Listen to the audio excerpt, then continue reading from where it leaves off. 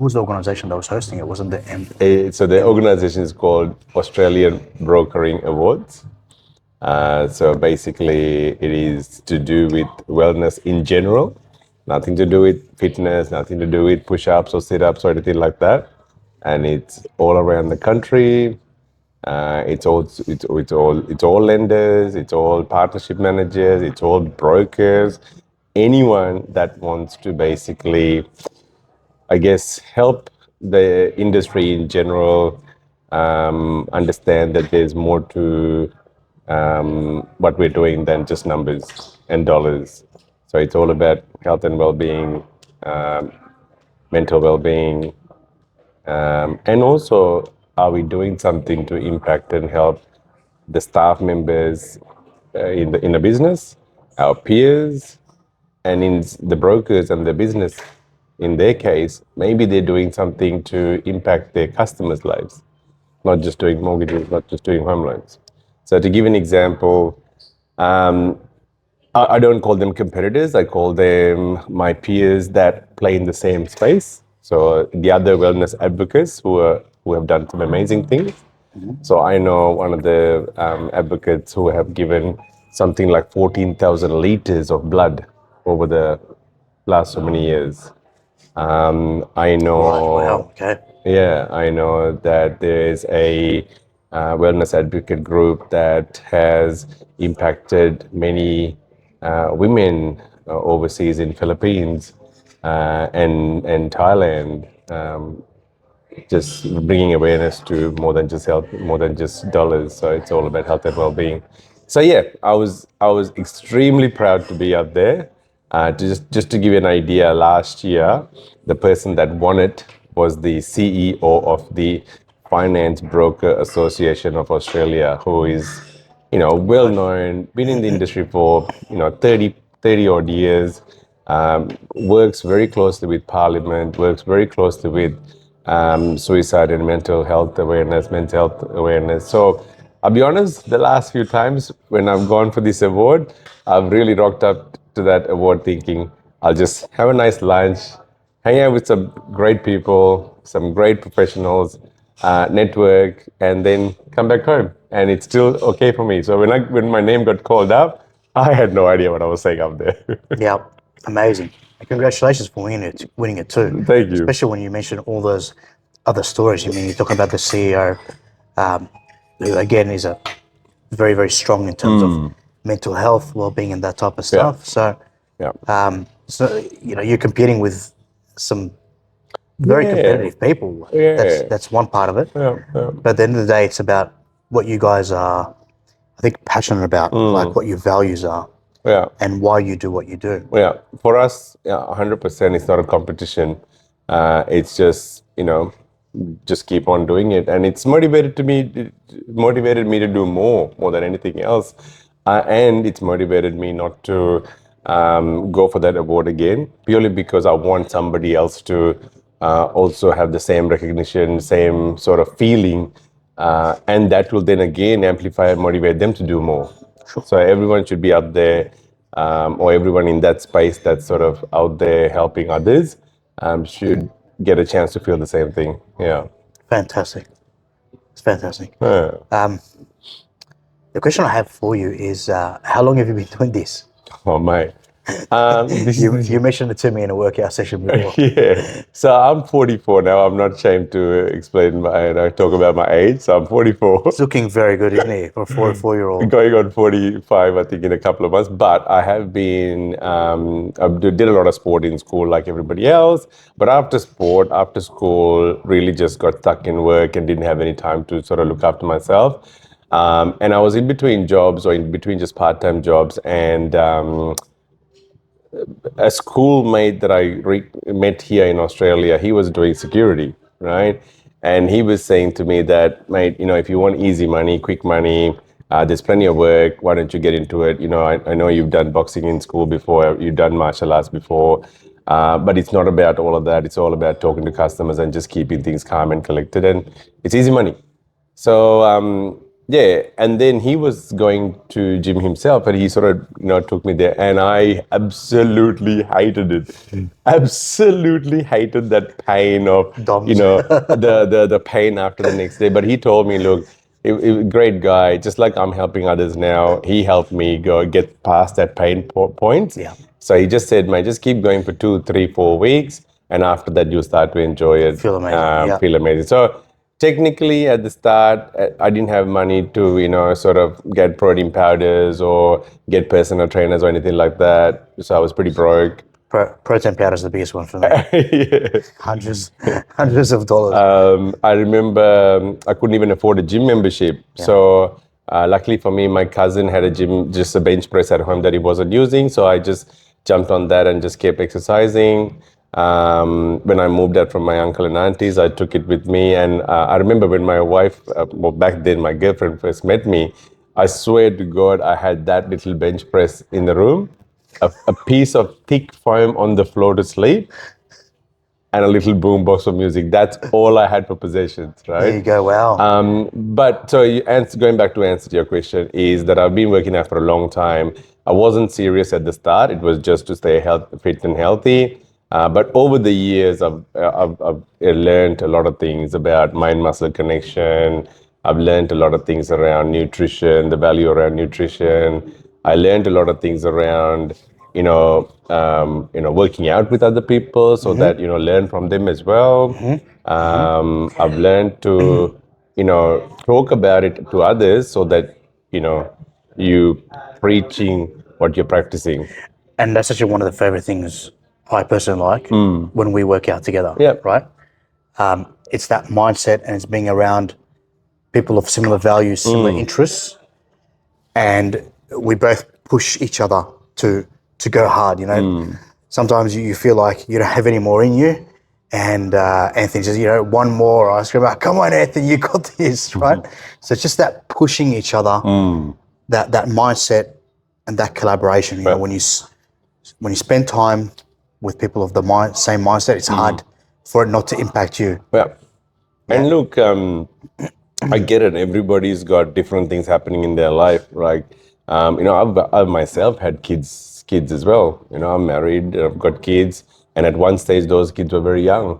So I could have also said, "Oh, look, I'll do it tomorrow or day after or next week because the kids have got sport or this or that or whatever." But my mindset was always, if I can be at the fittest, at the healthiest, then I can be more vibrant with the family and be more present with the family. And, even on the days that I don't feel like taking them, or I might make up some sort of excuse not to take them, I won't have those excuses if I'm the fittest, right? Yeah. So, So it's interesting you make that comment. The other day I saw a video on social media where someone was stepping out of their car and they had a pram. Yeah. And they weren't fit enough, and this pram was rolling down the road. Yeah. And they could not get there in time to stop the tram. They actually just ended up falling.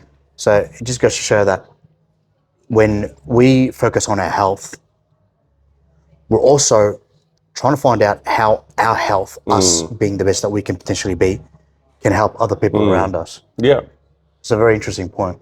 Yeah, I mean, look, my parents definitely didn't bring me up in a health and wellness environment or fit environment because my mom was always very busy with work. My dad was always, to be very, very honest, very unhealthy. He was diabetic. My granddad was also diabetic. And they really lived a very unhealthy life, which is work hard, drink hard, party hard, right? And I remember even at a very young age, when I lost them, I really wanted to have, be there for my kids as long as possible, be there for my grandkids as long as possible, but not just being there, but being there as fit and healthy as possible so I can take them places, right? So yeah, that's always been in the back of my mind to, don't wait till I get something to then react to get healthy. Don't wait till I become diabetic to cut back on sugars. Prevention is better than a cure. Yeah, don't wait till I get cancer to cut back on meat or chicken or whatever. No, I'm not saying that everybody should be doing that, but do your own research, do what's best for you. But doing that, having that mindset requires a very important word, persistence. Persistence, yeah. So how do you persist? Um, Is it having those things in mind, or is it something else? I think there's got to be a good why behind it all, right? Good why, okay. Yeah, there's got to So be a good why. what's your why? Yeah. So my why is just basically What you mentioned before. to be at my best Yeah. until I don't want to be here, Okay. right? So I don't want to be that person at sort of 75. I can't pick up and go for a mini holiday with my grandkids. Yeah. I can't be that grandkid that can't, pick up the kids and go to school and drop them off and bring them back. And, I'm not going to be able to play sport with them, but, I want to be able to do active things with them.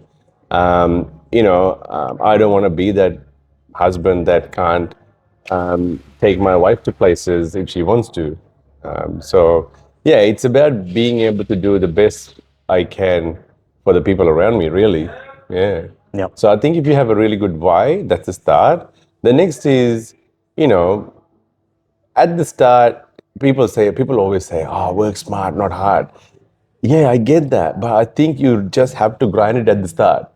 Just have to grind it at the start, just get that momentum, just build that habit. Once the habit is built, yeah, okay, work smart. Like, give an example, I went for a workout with a bodybuilder last week, and the way he worked out with me, I felt like I didn't even do a workout. Because I've been working out so hard that it wasn't smart, right? But I like it. I still enjoy it. That's huge because I've been on workouts with Anthony, and this is something that I actually love about Anthony, right? And you don't see, okay? So he gets these communities together. They do HIIT sessions, so on and so forth. But Anthony, I haven't seen a video on social media yet to date showing how much this guy can actually push, carry, so on and so forth. Like he does some seriously heavy weights. Okay, so I'm just wondering why is that something that you tend to hide instead of show? Ooh, I've never really thought about that. I think. I mean, there are a couple of videos where I've posted, but I think I posted more of an enclosed group chat because I think I don't want to get the people. I don't want people to get the wrong idea that gym and mental health and well-being is all about being able to lift heavy weight. It's not about that. I've worked to that level after many years. But I think I want people to just sort of get the feeling of, hey, let's just start somewhere. Do you know what I mean? Let's just start somewhere. And then, you can slowly work your way up to it. But you're right. Behind closed doors, I do try to push my limits as much as possible. I've played sport. I've broken my hamstring, broken my ACL, broken my shoulders. But every time I've broken something, I've come back stronger, wiser, smarter, whatever you want to call it. So yeah, I'll give an example. COVID. Before COVID, I absolutely hated HIIT sessions. So HIIT sessions means high intensity interval training. I like to call it why. I like to call it YIIT, which is your intensity interval training, because it's not fair for everyone to join in and everyone to try and keep up to the same level. So I encourage people to come in that just go to your level. Just go to your level, and when you find your level, just push a little bit harder next time. But anyway, going back to the story, when COVID first started, before COVID, I absolutely hated cardio. But then, look, I think a lot of people went into like a semi or mini depression. I really don't want to give power to those words like depression, stress, and anxiety. There's a place for that. I get it. But I personally don't talk about it for too long because I don't want to give power to those words. But I feel like I got to that level as well because the gym was taken away from me. My place of sanity, my place of worship, my place of temple was taken away from me. Stuck in home. I shouldn't say stuck at home because we got time to spend with our families a bit more. But I remember at one stage just couldn't handle it anymore. So went on like Messenger with like 3 or 4 guys, just went on live with each other, and then just started doing lunges, just skipping on the spot, doing push-ups, like all the cardio stuff, which I absolutely hated doing. But I think what I found was that because we committed to a certain time, and we committed to each other, I was accountable to turn up for those days. And even if I hated it, I just turned up and just got through it. Now I do 3 days, 3 mornings of cardio every week. Yeah. So I've been to your cardio sessions. I really hate it. so everyone has something that we don't like doing. Yeah. But you know what? There are benefits from that. Yeah. I like what I like about HIT is you get to a point where you don't feel like you can do any more, but in your mind, instead of say counting, you start saying one more, Yeah. one more, one more, and it's for me personally, it's more about okay, I don't feel that my body can do anymore. But I think it was David Goggins who said, when you feel that way, you're only about 40% done. I think that was the percentage you used, which sounds absolutely crazy. But it's also about carrying that mentality outside of exercise, outside of the gym. It's when your partner wants something else and you don't feel like doing anything else. And like, you know what? I'm going to do this last task. Or when a client needs something at work or so on and so forth, it's the exact same mentality. Now, everything within reason, because we don't want to think, yes, one more, and end up burning out. Everything within a healthy range. What are your thoughts on that? Yeah. I think if it definitely can take sport, what you learn from sport and gym into real life for sure. Because there are days when we don't want to take the bins out. There are days when we don't want to do the dishes. There are days when you go do the groceries and you think, oh my God, I got to carry all these bags back into the house. But you know what? Like you said, just one more. You know what I mean? Like just one more. And look, I think I mentioned to you this before. Like, also think about in a way that okay, you're always thinking, okay, I'll do 50% and the kids will do this, or I'll do 50% and my partner will do 50% or whatever. What about all those people where the partner is actually like disabled? Like there's a lady on the I watched on YouTube. Her partner was a rugby player, right? A big, massive brute, and they had a great life. And then obviously something happened, and he was paraplegic. And that woman is still sticking by him years and years later, dressing him, undressing him, doing everything for him, doing her own stuff. Like that is a very powerful woman. Now she can easily say, "Oh, this is it. I'm done." Do you know what I mean? But I guess we marry for better or worse, good Yeah. and bad. So don't, what we learn, what I learned in the gym is just that one more, just push through the pain, right? Of course, I have seen some bad things where people have gone over the limit and, hurt themselves badly. But in real life, I mean, we don't really do that. So yeah, being healthy and fit in the gym and pushing through that barriers will help you in real life as well. When you have those tough days and you think, you know what, my life is not that great, you know what, it's actually great. You just have to get up and start moving. It's actually not that hard. We're in a great country here in Australia. In many countries, Yeah, we're very lucky. yeah, we're very lucky. Yeah. Very lucky. What are some of the values that you have? When I say values, what comes to mind? For me, at the moment, is big thing is giving back to the community. We're giving back. I mean, if you asked me that 20 years ago, it would have been a different value. 10 years ago, it would have been a different value. Now it's that. So bringing tribes together or bringing people together and creating tribes, that's a big thing for me. Because I find that, there are a lot of people going through a lot of things on their own. I don't want I'll give you a sneak peek of what I'm working on at the moment is to bring a different group of people together, purely because there's a group of people out there that are sort of not talking about it and just getting through it. Not talking about it, just grinding it, getting through it, just putting a smile out there and just getting through it. So, the suicide rates are too high, the mental illness rates are too high, the divorce rates are too high.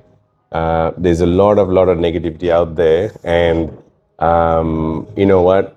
If you can help just one person, that's gold, right? And that person might one day help somebody else. So I'll give an example, like my mentor has helped me heaps. He transformed me 15 years ago, transformed me, right? I learned from him a fair bit for about 5 years, and then I've got a different mentor that has helped me in a different way. And now over the last 5 years, I feel like I've been sort of leading myself.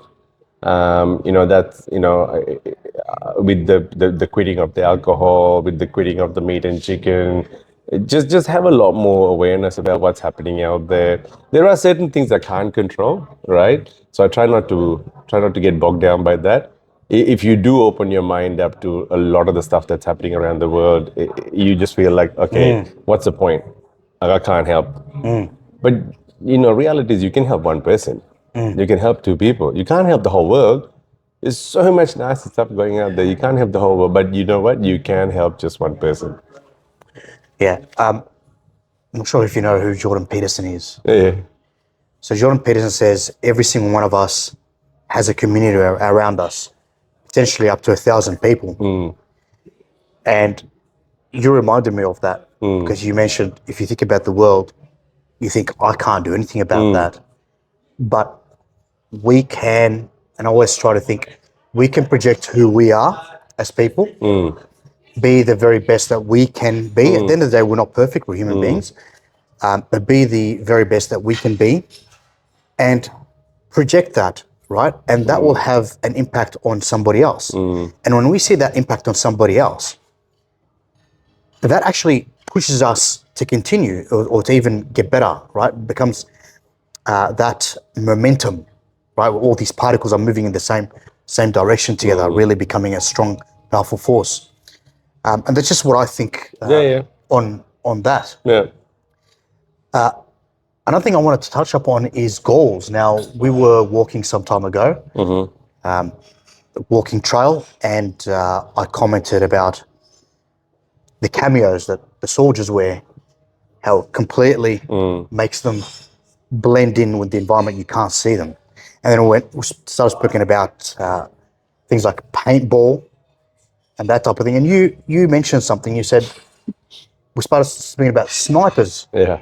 How quiet they must be, how resilient they must be, how focused they must be. And a comment you made was, just imagine when the sniper, if he hasn't pointed correctly and it's many kilometers away, then that small millimeter difference from where the bullet leaves can end up being a few meters to maybe a few kilometers from the actual target.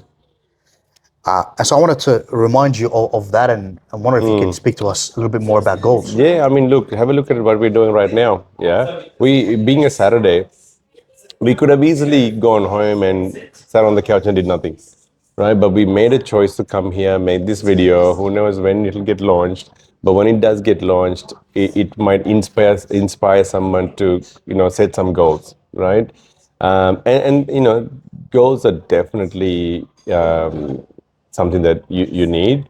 I also a massive believer of visions, visualizing. Basically the way I operate is that, to give an example, I visualize what my semi-retirement looks like already. I visualize it, so I feel it. I can always Still lifting weights? Yeah, 100%. I visualize what I'm doing. So what that does is that vision is so strong that everything that I do every day is getting me that millimeter closer to that vision, like a sniper, right? So if I have a day off, that's me being that tiny bit off that radar or that aim, if you know what I mean. Does that make any sense? Yeah. So every day you're not working on that goal, that vision. Yeah. So it's very, very important to visualize, really, imagine you being there. Imagine feeling what you're feeling, right? So if you're 21 years old today and you're watching this video, imagine, and one of your goals is to run a small business, right? Imagine you now being 25 years of age, right? Imagine where your office might be. Imagine what type of people you might be working with. Imagine what type of networking events you'll be going to. Imagine how you're feeling when your mom and dad says, "Oh my God, son, it's so fantastic."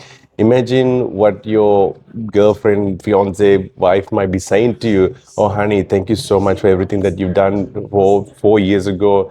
You started 4 years ago, and because of you started what you did, we have this, and this today. And thank you for taking me out for dinner. And I could have never imagined. So imagine those things and feel it and going through it. It's very, very detailed. Oh, very detailed. You're creating a very, very vivid You have image. to. That's a visual. That's a vision, right? Yeah. A vision, visualizing. You have to be there. If you're not there, if you're not feeling it, it's not going to happen. It's just another. It's just. Yeah. I almost want to call it a goal then, because the goals can be written down and changed and whatever, Yes, right? yes. But when you're visualizing, I almost like to think I can smell them. If my vision is to go on a holiday, Yes. I almost want to smell the sea breeze. Yeah, You know what I yeah. mean? Like it's another level. Visualizing, when you take it to that another level, every day you're itching to get to that feeling, that smell, that yeah. Amazing. Amazing. And Amazing. goals are something that I think you write on a piece of paper, and that gets you to that vision. That's just me. So for people who can't get to that level of detail, what do you suggest they do? Do you suggest they maybe have something like a vision board? Do you have some things maybe around your house or maybe on your phone that helps you to really visualize those things? Do you have any influences that you follow? Yeah. Look, for I'm lucky. Like I've taken some time to understand where I want to be. Right? Not like you said, everybody might not have that same sort of. They might need a different type of activity to or a photo you might have to listen to a podcast or something like that. But it really, it's who you are, right? If you are somebody that's sort of not healthy, not fit, right now your vision might be, oh look, I wanna have 10 properties and I wanna lay down on a beach, and that's my end goal, right? If you're a healthy person, your vision might be, I've got enough assets, but I'm traveling around the world in a backpack or whatever, right? Or another person might be driven in a way that, hey, I want to run a pretty decent sized company where I'll have a lot of people working under me. And the reason for that is because I feel like I'm giving them jobs, and if they have jobs, they can look after their families, all that kind of stuff. So it's really an individual thing. So yes, podcasts definitely help. These days, obviously, with social media like Facebook and TikTok and everything like that, you don't have to, have sit there and find half an hour to listen to a podcast. You can get a lot of quick bites of things, but I think at the start, if you don't know what you're doing with life and you just feel like you're going through the motions, I think yes, you do need to have time to yourself. So away from the phone, away from the TV, maybe go to a park and just scribble some stuff down. It's easier said than done, because these days people they want to be distracted. They want to be distracted. Yeah, They want to be yeah. distracted. It's just where things are heading, right? The phone's always buzzing. Or if you're a young person, your mates are always texting, going, "Hey, bro, can you jump into this game? Because we're all gathering for a game." And next thing you know, 4 hours later, you'll just be stuck in front of a computer. So yeah, you do need to even maybe put an alarm to the point where you're going, okay, Yeah, this that's is my brilliant. Agreed. this is my hour to go for a walk, Yes. with nobody, no phone, no pad, and just stare at a tree and just see what comes out of that. Yeah. Beautiful. Do you have any influences you could share with us? Influences change. So when I was young, my influencer or my hero was Bruce Lee, because I was tiny kid. I was a tiny kid. When I came to Australia, I was probably like 71 kilos or something like that at the age of 17, 18, right? So I was a tiny kid at school, so I used to get beaten up all the time. And yeah. Really? Yeah. Oh, wow. Okay. Well, back then, bullying was just part of life, right? Bullying at school was just part of life, Yeah. Nothing came out of you complaining about it. You just got through it, right? Yeah.